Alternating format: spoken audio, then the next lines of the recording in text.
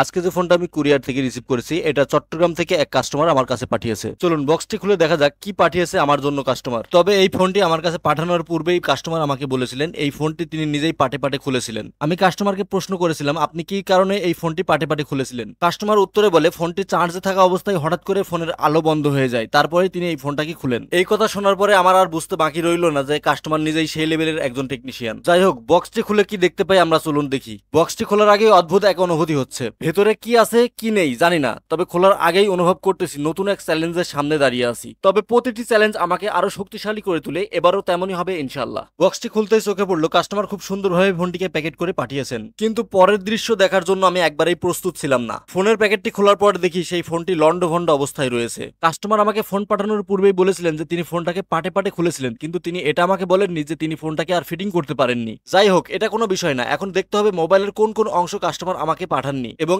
এই মোবাইলের মাদারবোর্ডে ফিজিক্যাল কোনো ড্যামেজ আছে কিনা সেটা খুঁজে বের করতে হবে। সবকিছু চেক করে দেখতে পেলাম এই মোবাইলের মাদারবোর্ডে কোনো ফিজিক্যাল ড্যামেজ নেই, তবে এই মোবাইলের পাওয়ার বাটনের সমস্যা ছিল এবং কাস্টমার আমাকে ডিসপ্লেটি পাঠাননি। তিনি হয়তোবা ডিসপ্লেটি সম্পূর্ণরূপে নষ্ট করে ফেলেছে, যার কারণে ডিসপ্লেটি আমার কাছে পাঠাননি। এখন আমার কাজ হলো এই ফোনটাকে সম্পূর্ণ নতুন রূপে একটি রূপ দেওয়া। এই ফোনের মডেলটি হলো Oppo A54, 6GB র্যাম এবং 128GB স্টোরেজ। এই ফোনটিকে নতুনের মতো রূপ দিতে হলে আমার প্রয়োজন হবে একটি নতুন ডিসপ্লে, সাইড ফ্রেম, ব্যাকশেল। তবে কাস্টমার আমাকে বলেছিলেন যে এই ফোনের মাদারবোর্ড ফ্রেশ আছে, তিনি মাদারবোর্ডে কোনো হাত দেননি। কাস্টমারের কথার উপর ভিত্তি না রেখে আমি নিজেই দেখলাম ডিসি পাওয়ার সাপ্লাই লাগিয়ে এই ফোনের মাদারবোর্ডের কি অবস্থা। মাদারবোর্ডটি ডিসি পাওয়ার সাপ্লাই সংযোগ স্থাপন করে পাওয়ার সুইচ ট্রিগার করতে দেখতে পেলাম ফোনটি সচল আছে। এখন আমি শতভাগ নিশ্চিত যে এই ফোনটাকে আমি নতুন রূপে রূপান্তর করতে পারবো। পরবর্তী ভিডিওতে আপনাদেরকে দেখাবো এই ফোনটির নতুন একটি রূপ। আপনারা যারা আমাকে দিয়ে আপনার শখের ফোনটি রিপেয়ার করাতে চান তারা আমার পেজে থাকা হোয়াটসঅ্যাপ নাম্বারে এবং ইউটিউবে থাকা হোয়াটসঅ্যাপ নাম্বারে সরাসরি যোগাযোগ করতে পারেন, অথবা যে কোনো কুরিয়ারের মাধ্যমে আমার কাছে আপনার ফোনটি পাঠাতে পারেন। Hatirpul, Motaleb Plaza, iFix first training center, এই ঠিকানায়। আজকের ভিডিও মূলত এতটুকুই ছিল। আমার ভিডিও যদি ভালো লেগে থাকে তাহলে লাইক করবেন, কমেন্ট করবেন এবং শেয়ার করবেন। যারা ফেসবুক পেজ থেকে দেখতেছেন তারা পেজটাকে ফলো করে দিবেন